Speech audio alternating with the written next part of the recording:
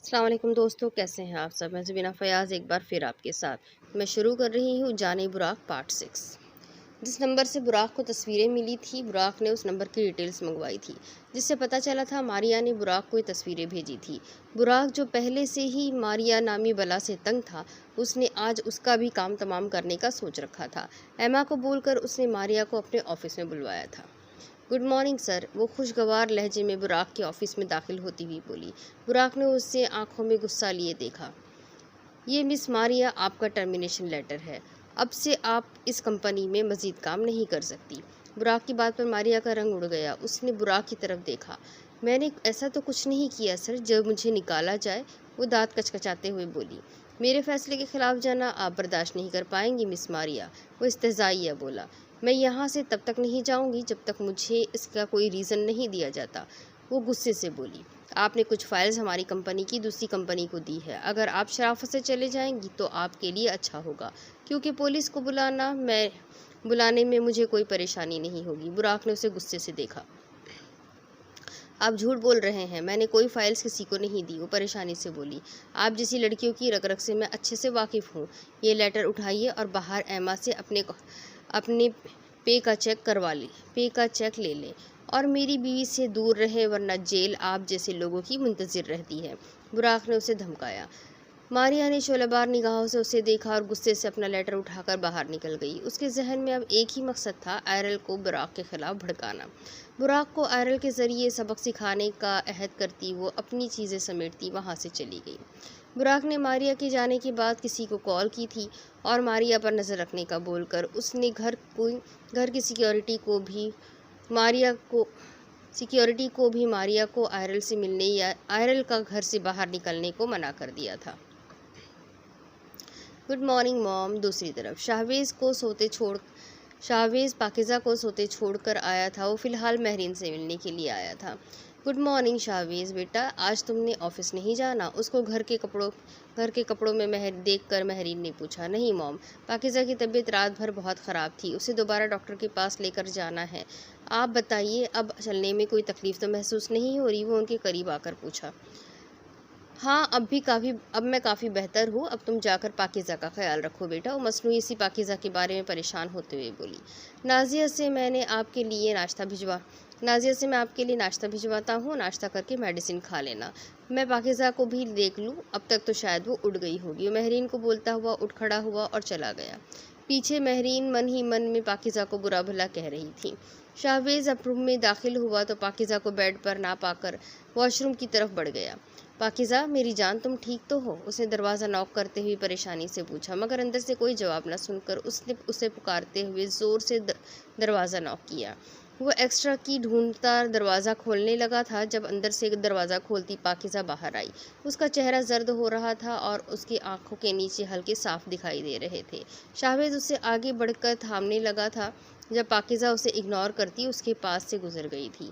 पाकिज़ा उसने दोबारा पुकारा था, मगर वो खामोशी से बेड पर जाकर निढाल सी लेट गई थी। उसने खुद पर कंफर्टर भी डाल ली थी और आंखें मूंद ली थी। मेरी जान, मुझसे बात तो करो, कैसा फील कर रही हो? वो परेशान सा उसके करीब आया और उससे पूछने लगा। मुझे आपसे कोई बात नहीं करनी शाहवेज़, प्लीज़ मुझे रेस्ट करने दें, वो कंफर्टर में मुँह छुपाए बोल रही थी। आज पहली बार उसने शाहवेज़ को शाहू की बजाय उसके असली नाम से पुकारा था। उसे सुनकर उसे बहुत दुख हुआ था। पाकिज़ा उठो और पहले कुछ खाओ और फिर मेडिसिन ले लो, फिर सो जाना। शाहवेज़ ने उसे उठाना चाहा जब वो गुस्से से उठती हुई फट पड़ी थी। मुझे आपकी शक्ल भी नहीं देखनी, और आपको इससे क्या, मैं जीऊँ या मरूँ? कल जब फ़ोन नहीं उठा रहे थे तो अब इतनी परेशानी क्यों हो रही है? जाकर अपने ऑफिस का काम करे, और जब मर जाऊंगी तो रात को वापस आकर देख लीजिएगा। पाकिज़ा क्या बकवास कर रही हो? उसकी बातों ने उसके दिल को बांध सा दिया था, लेकिन उसकी ही गलती थी। वो भी उसकी बात सुने बगैर बेहिस बन गया था। बिल्कुल सही बोल रही हूँ मैं, अगर मेरे घर वाले ज़िंदा होते तो कभी आपके साथ मैं यहाँ ना होती, वो रोते हुए बोल रही थी। शाहवेज़ ने उसका हद से ज़्यादा दिल दुखाया था। सॉरी पाकिज़ा, मुझे तुम्हारे साथ ऐसा रवैया इख्तियार नहीं करना चाहिए था। अब प्लीज़ तुम ऐसी बातें करना बंद कर दो। वो इल्तिजाइया हुआ था। पाकिज़ा के दूर जाने का ख्याल ही उसे सुहाने रूह लग रहा था। शाहवेज़ अपने शाहवेज़ आप प्लीज़ मुझे अकेला छोड़ दें, मुझसे ज़्यादा मम्मा को आपकी ज़रूरत है, उनके पास जाए।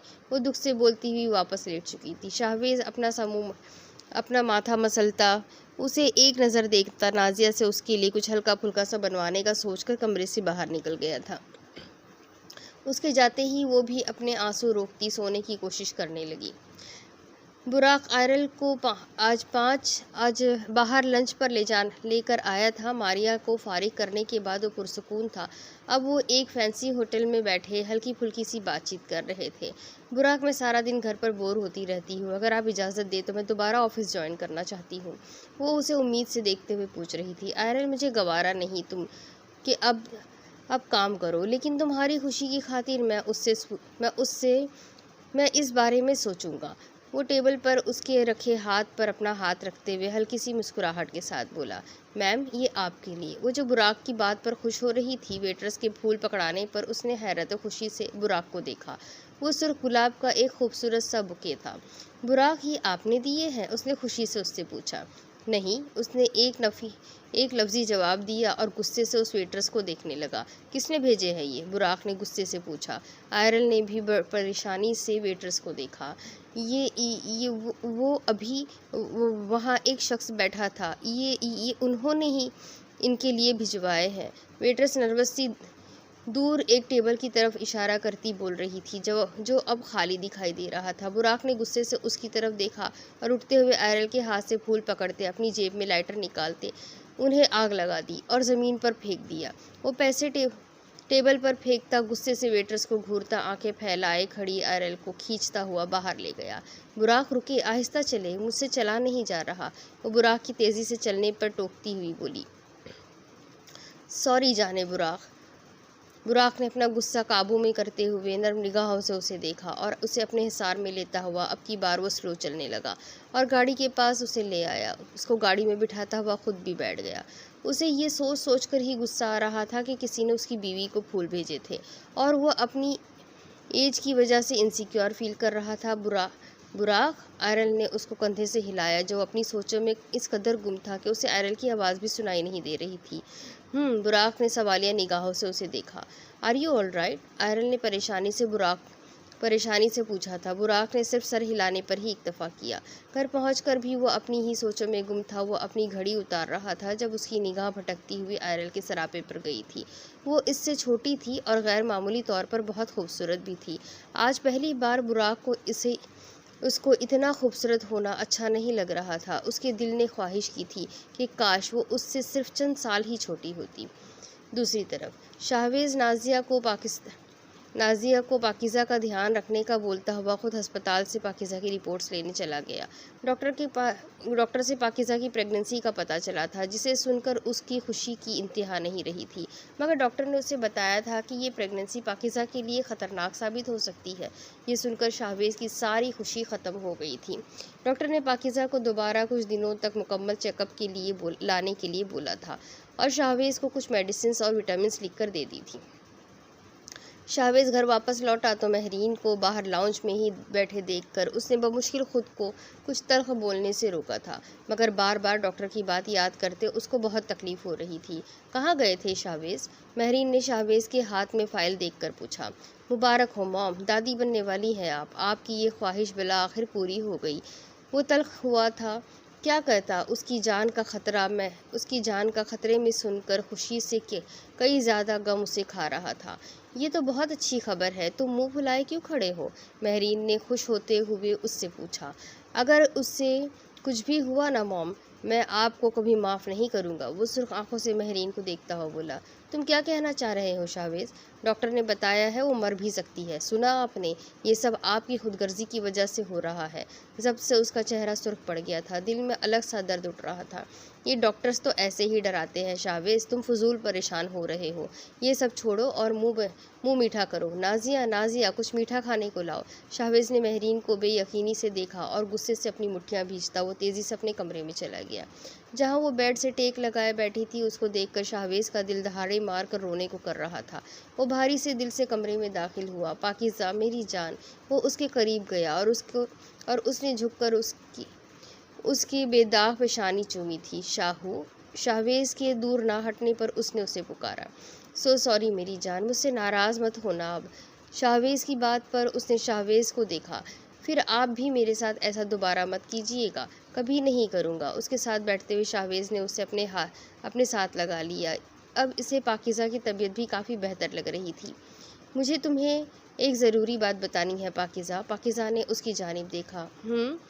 हम पेरेंट्स बनने वाले हैं। पाकीज़ा को 1 मिनट लगा था समझने में। उसने चमकती आंखों से शाहवेज़ को देखा। मतलब मैं मम्मा बनने वाली हूँ? उसने खुशी से अपने पेट पर हाथ रखते शाहवेज़ से पूछा, जिसने बमुश्किल मुस्कुराते हुए अपना सर हिला दिया और उसे ज़ोर से खुद में भींच लिया। अब दूसरी तरफ काफ़ी दिन गुजर गए थे। बुराक का रवैया आयरल के साथ काफ़ी बदल गया था। वो उसे बाहर नहीं जाने देता था। अब वो घर की 4 दीवारी में बंद होकर रह गई थी। कार्ला ने भी अपनी जॉब छोड़ दी थी। उसे समझ नहीं आ रही थी कि ऐसा क्या हुआ है कि बुराक उसके साथ ऐसा कर रहा है। वो आजकल बात बात पर गुस्सा करने लगता था, यहाँ तक कि उसने एक बार फिर आयरल पर हाथ उठाया था, मगर उसे मारने से पहले उसने खुद को रोक लिया था। उसका मारिया से भी राब्ता नहीं हो रहा था जिसको सारी बातें बताकर कोई मशवरा ले सकती। वो अपने रूम की बालकनी में बैठी हुई थी जब उसका फ़ोन रिंग करने लगा। उसने कॉलर आईडी देखी तो अननोन नंबर था। मारिया की कॉल का सोचते उसने फ़ौरन कॉल उठा ली और उसकी तवक्का के मुताबिक मारिया का ही कॉल था। मारिया, तुम कहाँ गायब हो गई थी? मैंने तुम्हें कॉल करने की इतनी कोशिश की मगर तुम्हारा नंबर भी ऑफ जा रहा था। आयरल झंझलाकर बोली। लहजे में नाराज़गी साफ पता चल रही थी। तुम्हें नहीं पता आयरल, मेरे साथ बहुत बुरा हुआ है। क्या हुआ मारिया, तुम रो रही हो? उसकी भारी आवाज़ सुनकर आयरल ने पूछा। आयरल, बुराक सर ने मुझे जॉब से निकाल दिया है, वो भी सिर्फ इस वजह से कि उनके मना करने के बावजूद मैंने तुमसे बात की थी। मारिया इसे बुराक के ख़िलाफ़ कर रही थी। कब हुआ ये? और तुमने मुझे क्यों नहीं बताया? मैं बुराक से बात करती हूँ। नहीं आयरल, अब की बार पता नहीं सर क्या करेंगे। तुम छोड़ो ये, बताओ तुम कैसी हो? तुम्हारा हाल चाल जानने के लिए ही मैंने कॉल किया है। उसकी बात पर आयरल ने उसे सब कुछ बता दिया। बुराक का पिछला रवैया भी और आजकल जो वो कर रहा था उसका ये रवैया भी वो उसे बता चुकी थी। मेरे ख्याल से वो ये जानबूझकर कर रहा है आयरल, ताकि तुम ना आगे बढ़ सको और ना ही कोई देख सके कि तुम कितनी खूबसूरत हो। तुम ऐसा करो, दोबारा जॉब स्टार्ट कर लो और बुराक सर को अच्छे से मनाकर ये काम निकलवा लो। इस तरह तुम जॉब भी कर लोगी और तुम्हें एक तरह से दोबारा आज़ादी भी मिल जाएगी। मैंने ये बात दोबारा की तो थी, आज फिर से बात करूँगी। आयरल, मैं ये शहर छोड़कर जा रही हूँ। कल तुमसे आखिरी बार मिलना चाहती हूँ। क्या तुम मुझसे मिल सकती हो? हाँ ज़रूर, मैं तुमसे ज़रूर मिलूँगी। मगर तुम शहर छोड़कर क्यों जा रही हो? बस अब यहाँ रुकना नहीं चाहती और कल मिलकर तफसील से बात करेंगे और अपने लिए लड़ना सीखो आयरल। बाय बाय, कल मिलेंगे। मारिया अपनी बात करके फ़ोन काट चुकी थी। आयरल मोबाइल टेबल पर रखती अब बुराक से बात करने का सोचने लगी। दूसरी तरफ आजकल शाहवेज़ पाकीज़ा का हद से ज़्यादा ध्यान रखने लगा था। महरीन भी उसको उठने भी नहीं देती थी। पाकीज़ा महरीन से अब की बार बात ही नहीं कर रही थी। वो जो उसे खाने को देती थी वो खा लेती थी। पाकीज़ा की प्रेगनेंसी को 2 महीने हो चुके थे। सब कुछ बहुत अच्छा चल रहा था। उसकी क्लासेस दोबारा स्टार्ट हो गई थी, मगर शाहवेज़ ने उसे अगले साल दोबारा स्टडीज़ करने का कहकर रोक दिया था, इसलिए वो घर पर ही थी। आज उससे मिलने उसकी कॉलेज की दोस्त फारिया आ रही थी। वो उसी खुशी से चहकती हुई लाउंज में बैठी उसके आने का इंतज़ार कर रही थी। अस्सलाम वालेकुम, फारिया उसे देखते ही बोली। उसे देखकर पाकीज़ा खुशी से उठी और उसके गले मिली। ध्यान से पाकीज़ा जो फारिया को पकड़कर अपने कमरे की तरफ तेज़ी से जा रही थी। महरीन के टोकने पर वो छोटे छोटे कदम उठाने लगी। ये तुम्हारी सास है? फारिया ने बेड पर उसके करीब बैठते हुए नाक मुँह चढ़ाकर पूछा। बाहर महरीन ने उसे अच्छे से घूरा था, जो उसे बिल्कुल पसंद नहीं आया था। पाकीज़ा ने धीरे से सर हिला दिया। हाय मुबारक हो पाकीज़ा, आखिर को खाला बनने वाली हूँ मैं। वो पाकीज़ा की प्रेगनेंसी का सुनकर खुशी से उछल रही थी। पाकीज़ा ने शर्म से सुर्ख पड़ते अपना चेहरा झुका लिया। ओह, तो इसी वजह से मैडम ने कॉलेज आना बंद कर दिया है? फारिया ने उसे छेड़ा। फारू, ना करो, वो उसे तकिए से धीरे से मारती हुई बोली। फारिया हंस पड़ी। मेरी मासूम पाकीज़ा को शर्म आ रही है। फारिया ने उसे मज़ीद तंग किया। अब की बार पाकीज़ा ने ज़ोर से उसे तकिए से मारा और फारिया के साथ हंसने लगी। इसी दौरान महरीन नाजिया के साथ रिफ़्रेशमेंट लेकर रूम में दाखिल हुई। उसने फारिया को फिर से घूरा। आंटी, क्या मैं बहुत प्यारी लग रही हूँ? फारिया उसे खुद को घूरते पाकर आंखें घुमाती चेहरे पर मासूमियत सजाए बोल रही थी। महरीन ने नहवत से उसे देखा। तुम्हें बैठने की तमीज़ नहीं है लड़की? फारिया को बेड पर फैल कर बैठे देख कर महरीन अपनी दांत पीस कर बोली। मम्मा थैंक यू, अब आप प्लीज़ हमें अकेला छोड़ दें। पाकिज़ा को महरीन की बात बिल्कुल पसंद नहीं आई थी, इसलिए उस हादसे के बाद से वो महरीन से बात भी बहुत मुश्किल से करती थी। उसकी बात पर महरीन का चेहरा शर्मिंदगी से सुर्ख पड़ गया और वो दोनों को घूरती वहाँ से चली गई। ये कितनी खड़ूस है, पता नहीं तुम इसके साथ कैसे रहती हो। वैसे शुक्र है तुमने मुझे बचा लिया, वरना उन्होंने तो मुझे अपनी नज़रों से ही निगल लेना था। पाकिज़ा उसकी बात पर धीरे से हंसने लगी और उसके साथ बातें करने लगी थी। फारिया के मुकाबले में काफ़ी समझदार थी। उसने पाकिज़ा को भी अच्छे से बताया था कि वो महरीन से बचकर रहे। दूसरी तरफ मुझे कल अपनी दोस्त से मिलने जाना है बुराक अभी ऑफिस से आया था जब आयरल ने उसे बताया। तुम कहीं नहीं जाओगी, चुपचाप घर पर बैठी रहो, बुराक ने उसे सख्ती से बोला। बुराक, अब हद हो गई है, तंग आ गई हूँ मैं आपकी ये रोक टोक से। आखिर आप चाहते क्या है? यहाँ कैद होकर रह गई हूँ मैं। वो दबा दबा सा चीख रही थी। अगर तुम ये सोच रही हो कि तुम्हारे चीखने पर मैं तुम्हें जाने दूंगा तो ये तुम्हारी बहुत बड़ी गलतफहमी है आयरल। क्यों नहीं जाने देंगे? बाहर जाकर जो तुम घाट घाट के मर्दों को लुभाना चाहती हो ना, सब जानता हूँ मैं। वो फुनकारा था। उसका लहजा बहुत ही जहरीला था। आयरल ने उसको बेयकीनी से देखा। उसकी इतनी घटिया सोच सुनकर उसको बुराक को थप्पड़ मारने का दिल कर रहा था। और आप जो हर रोज़ अलग अलग औरतों से मिलते हैं, मैंने तो ये कभी नहीं कहा, वो फनकार के बोली। मुझे मजबूर मत करो कि मैं तुम्हारा ये मुंह थप्पड़ों से सजा दूं। उसको गले से दबोचकर बुराक ने उसे सख्त लहजे में कहा। आप जैसी गंदी सोच के मालिक मारने के अलावा कुछ कर भी तो नहीं सकते। उसका हाथ हटाने की कोशिश करती आयरल नफरत से बोल रही थी। बुराक ने उसे झटके से ज़मीन पर फेंक दिया। ये ऐसी गंदी सोच के मालिक शख्स को तुमने फंसाया था, वो तंजिया मुस्कुराकर बोला। आयरल ने अपने लब काटे थे। वो सच ही कह रहा था। उसने ही तो उसे अपनी तरफ मुतवज्जा किया था। अगर तुम ये सोच रही हो कि तुम्हारी रिपोर्टर्स को होटल में बुलाने वाली और वो ड्रामे वाली हरकत के बारे में मैं नहीं जानता, तो ये तुम्हारी सबसे बड़ी गलतफहमी है। आयरल बेबी, अब और ड्रामा बंद करो और जाकर खाना लगवाओ। बुराक की बात पर उसका चेहरा जर्द पड़ गया था। वो सच ही तो बोल रहा था। उसने ही दुबई में रिपोर्टर्स को मारिया के कहने पर इन्फॉर्म किया था। बुराक से एक नज़र देखता फ्रेश होने चला गया। आयरल भी खुद को संभालती उसके लिए खाना लगवाने के लिए चली गई। खाने के बाद बुराक रात को रूम में नहीं आया और सुबह भी उससे मिले बगैर ही ऑफिस चला गया था। वो सुबह उठी बुराक के इनकार के बावजूद इनकार को भी कोई अहमियत ना दिए बगैर ही तैयार होकर गाड़ी की बजाय कैब बुक करवाकर मारिया से मिलने चली गई थी। हेलो आयरल, कैसी हो? मारिया उसे एक कोने में बने टेबल पर बैठे हुए मिली थी। उससे गले मिलते हुए मारिया ने उसे अपने सामने बैठने का इशारा किया। इसको जवाब देती वो उसके सामने ही बैठ गई। मारिया, बुराक को पता चल गया है कि दुबई में मैंने रिपोर्टर्स को बुलाया था। आयरल ने बैठते ही उसे बताया। फिर क्या हुआ? मारिया ने तजस्सुस से पूछा।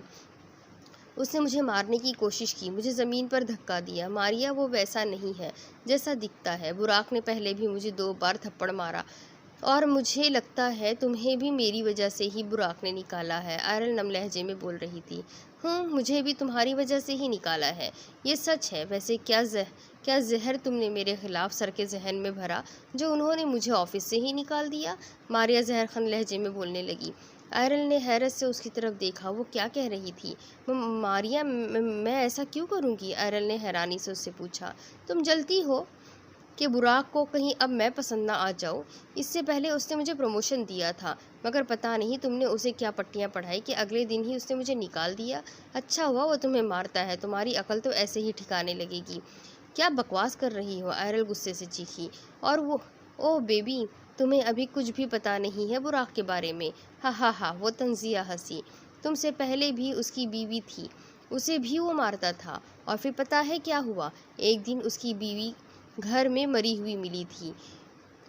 ओह, अब तुम्हारी बारी है। वो तुम्हें भी अपनी पहली बीवी की तरह टॉर्चर कर करके मार देगा। मारिया शैतानी मुस्कुराहट के साथ बोली। तो तुम झूठ बोल रही हो, मजाक कर रही हो ना? आयरल ने खौफ से आंखें फैलाकर पूछा। ना ना बेबी, इसका एक बेटा भी था, उसको भी उसने मार दिया था। और अब तुम्हारी बारी। वो देखने में ऐसे ही जेंटलमैन लगता है, लेकिन उसकी हकीकत से सिर्फ हम ही वाकिफ़ हैं। तो तुमने मेरे साथ ऐसा क्यों किया? आयरल ने उसकी तरफ देखते हुए पूछा। सिंपल सी बात है, मुझे तुम पसंद नहीं थी, इसलिए तुम्हें बर्बाद करने के लिए मैंने ये सब किया, और तुम इतनी बेवकूफ़ जो मेरी बातों में आ गई। और वो बुढ़ा तुमसे कोई मोहब्बत नहीं करता, बस तुम्हारा इस्तेमाल करेगा और फिर तुम्हें भी मार देगा। मारिया की बात पर वो गुस्से से उठी। उसने ज़ोर से मारिया के थप्पड़ मारा और फिर देखते ही देखते वो दोनों एक दूसरे के बाल दबोच कर एक दूसरे को मारने लगे और नोचने लगे। रेस्टोरेंट में मौजूद लोगों ने बमुश्किल उन दोनों को एक दूसरे से अलग किया। तुम जैसी घटिया किरदार की लड़कियां बुराक जैसे मर्दों के हाथों ही मार खाने के लायक है, मारिया ने बाल सीधे करती इस्तेज़ाइया बोली और ख़ुद को लोगों से छुड़ाती वहां से निकलती चली गई। उन अपने पीछे से आयरल की बातें सुनकर वो बस तंजिया हंसते हुए निकल गई। तुम भी ऐसे ही बर्बाद होगी, दोस्त के नाम पर नागिन हो तुम, जालिम औरत, घटिया इंसान, वो चीख रही थी और लोगों से खुद को छुड़ाकर अपनी चीज़ें उठाती हुई वो भी वहाँ से निकल गई। दूसरी तरफ, आजकल काफ़ी स्ट्रेस्ड लग रहे हो बुराक, घर में सब कुछ ठीक तो है? दिलावर जो आज उससे मिलने के लिए आया था, उसे थका हुआ देखकर उससे पूछने लगा। नहीं, आयरल की वजह से मैं बहुत परेशान हूँ, वो अपने मुंह पर हाथ फेरता हुआ परेशान सा बोला। अब उससे क्या मसला है? दिलावर ने नागवारियत से उससे पूछा। उसे आयरल शुरू से ही पसंद नहीं थी और उसका इजहार वो पहले भी बुराक से एक बात कर चुका था। उसने ही दुबई वाला स्कैंडल क्रिएट करवाया था, मुझे 2 दिन पहले ही पता चला है। वो लड़की हद से ज़्यादा तेज़ है दिलावर। उसकी दोस्त मारिया भी उसके साथ शामिल थी। उसे तो मैंने निकाल दिया है, मगर दिन ब दिन मुझे घर जाने से कोफ्त होती जा रही है।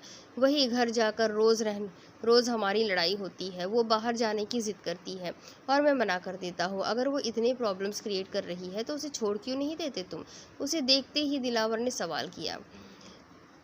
ये ही तो मसला है, मैं उसे छोड़ नहीं सकता। जब उसे किसी दूसरे शख्स के साथ सोचता भी हूँ तो मेरा दिल करता है कि मैं उसे मार ही दूँ। इसके मामले में मैं बेहद पॉजिटिव हो गया हूँ। बुराक बालों में हाथ फेरता थके हुए लहजे में बोल रहा था। माय एमर के बाद आयरल वो वाहिद लड़की है जिसके लिए मैं बहुत जज्बात महसूस करता हूँ। वो अपनी बीवी का जिक्र करते एकदम गमगीन हो गया। फिर उसे समझाओ बुराक, शायद वो समझ जाए। दिलावर ने बुराक को समझाया। वो कभी नहीं समझेगी। थोड़े दिनों पहले उसे किसी लड़के ने फूल भिजवाए थे। उसके बाद मुझे यही फील हो रहा है कि अगर मैंने उसे बाहर जाने दिया तो मुझे छोड़कर चले जाएगी। दिलावर को देखते हुए वो इसी तरह परेशानी से बता रहा था। बुराक, तुम मेरा कहना मानो तो उसे इसके हाल पर छोड़ दो। अगर वो वाकई तुम्हें चाहती हो तो कभी भी तुम्हें छोड़कर नहीं जाएगी। और अब अपनी पहली बीवी को सोचना छोड़ दो। उसकी यादें अजियत के अलावा तुम्हें और कुछ नहीं देती। और तुमने आयरल को अपनी पहली शादी के बारे में बताया क्या? दिलावर ने उससे सवाल किया। बुराक ने उसकी बात पर लब भींचे। नहीं, मैंने उसे बताना ज़रूरी नहीं समझा। मेरे ख्याल में तुम्हें उसे बता देना चाहिए। किसी और से पता चलने से बेहतर है, वरना ऐसा ना हो कि उससे किसी और से पता चल जाए और तुम दोनों के दरमियान मज़ीद दूरियां बढ़ जाए। मैं इस बारे में सोचता हूँ, मगर अभी मेरा इस बारे में उसे बताने का कोई इरादा नहीं। जैसे तुम्हारी मर्जी। दिलावर ने कंधे उचकाए। वो सिर्फ बुराक को समझा ही तो सकता था, इसके अलावा वो उसके बस में और कुछ था भी तो नहीं। मैंने अपना काम कर दिया है, अब मुझे मेरे पैसे भिजवा दो। अपने कपड़े तेज़ी से पैक करते हुए कान से फ़ोन लगाए। मारिया फ़ोन की दूसरी पार मौजूद शख्स से बात कर रही थी। तुम्हें तुम्हारे पैसे मिल जाएंगे। तुम्हारे घर से दूर एक कैफ़े है, मुझे वहाँ मिलो और अपने पैसे ले जाओ। मगर ध्यान रखना, किसी को इसकी कानो कान भी खबर नहीं होनी चाहिए। और आयरल को तुम पर शक तो नहीं हुआ? याद रखना, अगर तुमने काम बिगाड़ दिया तो तुम्हें एक पैसा भी नहीं मिलेगा। नहीं, उस पागल को कोई शक नहीं हुआ और ना ही कभी होगा। तुम बस मुझे मेरे पैसे दो ताकि मैं ये शहर छोड़कर जल्दी से जल्दी यहाँ से जा सकूँ। वो तेज़ लहजे में बोल रही थी और दूसरी तरफ से बात सुनकर उसने तेज़ी से फ़ोन बंद किया और अपना सामान मुकम्मल तौर पर पैक कर लिया था। तुम कहीं जा रही हो मारिया? महविश ने उसके कमरे में दाखिल होते हुए उससे पूछा। हाँ, मैं यहाँ से जा रही हूँ। मुझे कंपनी से निकाल दिया गया है, अब मैं यहाँ नहीं रह सकती। वो अपना बैग ज़मीन पर रखती हल्की सी मुस्कुराहट से बोली और महविश से मिली। ओके, सो इसका मतलब तुम जा रही हो? हाँ, उसने एक लफ्ज़ी जवाब दिया। Goodbye. इससे गले मिलती मारिया बोल रही थी और एक नज़र फ्लैट पर डालकर वो बाहर निकल गई। वो अपना सामान लेती बिल्डिंग से बाहर आई थी और अपने लिए कैब बुक करवाने के लिए वो रोड की तरफ बढ़ गई। मौसम ख़राब हो रहा था इस वक्त, आसमान पर बादल छाए हुए थे। वो कैब ना मिलने पर ऐसे ही अपना बैग घसीटते हुए कैफ़े की तरफ चल पड़ी। कैफ़े रोड के दूसरी तरफ था और वो एक नज़र दाएं बाएं डालकर एहतियात से सड़क क्रॉस करने लगी थी जब एक गाड़ी तेज़ी से आती उसे उड़ाकर जा चुकी थी। वो सर के बल नीचे गिरी और उसके सर से फौरन खून निकलने लगा और उसके इर्द गिर्द लोग जमा हो गए। उन्हीं लोगों में खड़ा एक शख्स तंजिया मुस्कुराहट से बड़बड़ाया था, मिल गए पैसे। वो बड़बड़ाता हुआ आगे बढ़ गया था। दूसरी तरफ वो घर में दाखिल हुआ तो मामूल के बरखिलाफ आज घर में काफ़ी खामोशी थी। वो लाउंज में एक नज़र डालता अपने कमरे में गया। कमरे में दाखिल होते ही उसकी निगाह बेसाख्ता सोफे पर आंखें मूंदे बैठी आयरल पर पड़ी थी। उसकी मौजूदगी महसूस करते आयरल ने धीरे से अपनी आंखें खोलकर उसे देखा। उसकी आंखों में हल्की हल्की सुर्खी साफ दिखाई दे रही थी। आपने कभी बताया नहीं, आपकी पहली बीवी कहाँ है? सपाट से लहजे में उसने सवाल किया। उसका लहजा किसी एहसास से आ रही था।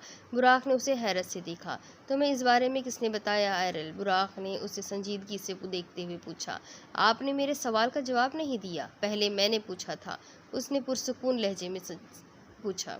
उसकी डेथ हो चुकी है, अब तो एक अरसा गुजर चुका है, वो भी सपाट लहजे में बोला। और आपका बेटा कहाँ है? मजीद पूछा गया। बुराक ने अब की बार गुस्से से उसे देखा। इतना सब कुछ तुम्हें पता चल गया है तो ये भी तुम्हें पता होगा कि वो दोनों अब इस दुनिया में नहीं रहे। उसको सुर्ख आंखों से घूरते हुए उसने जवाब दिया। उनकी डेथ कैसे हुई? वो बेरहम बनी उसके जख्म खुरेद रही थी जो बहुत मुश्किल से भरे थे। ऐसे ही एक घर में वो जलकर मर गए थे। 3 साल का था मेरा बेटा और मेरी बीवी ऐसे ही एक घर में जिंदा जलकर मर गई।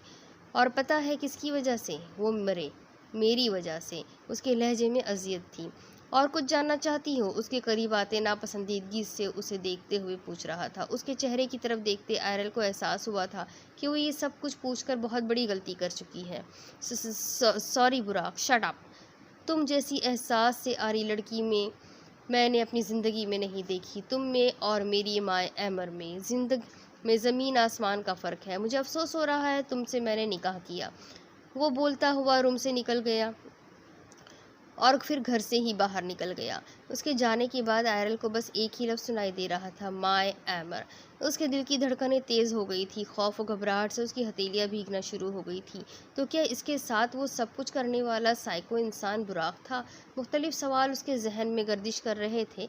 अब इसका दिल कर रहा था कि वो यहाँ से कहीं दूर भाग जाए, लेकिन वो यहाँ से भागकर जा भी कहाँ सकती थी? उसकी सिर्फ एक ही लड़की से बनती थी, मारिया से, और वो भी जा चुकी थी। अब यहाँ रहने के अलावा उसके पास कोई जगह नहीं थी। काफ़ी दिन यूं ही गुजर गए थे। बुराक ना आयरल को बुला रहा था और ना ही आयरल बुराक से बात कर रही थी। मगर मुश्किल तो ये थी कि वो दोनों ही अपनी अपनी अना की दीवार बड़ी करते हुए एक दूसरे को बुलाने से गुरेज कर रहे थे। बुराक के दिन ब दिन अपने काम में मसरूफ़ होने से उसकी सेहत गिरने लगी थी और उसकी ख़राब तबीयत को देखते दिलावर ने बुराक की खातिर आयरल से बात करने का सोचा था। वो आज इसी सिलसिले में उसके घर मिलने आया था। लाउंज में बैठते ही उसने मेड को आयरल को बुलाने को कहा और जो अपने कमरे में बैठी सुस्ता रही थी, मेड के दिलावर के बुलाने की खबर पर नाक मुँह चढ़ाकर बाहर आई थी। अस्सलाम वालेकुम। दिलावर ने उसे एक नज़र देखा जिसकी खुद की हालत भी बुराक जैसी ही थी। वालेकुम अस्सलाम, बुराक घर नहीं है, आयरल ने सीधा जवाब दिया। मैं बुराक से नहीं तुमसे मिलने आया हूँ आयरल। दिलावर की बात पर उसने उसे सवालिया निगाहों से देखा। आयरल, बुराक ने मुझे बताया है जो तुम दोनों के दरमियान हुआ, मगर तुम अच्छा नहीं कर रही उसके साथ। मैं अच्छा नहीं कर रही?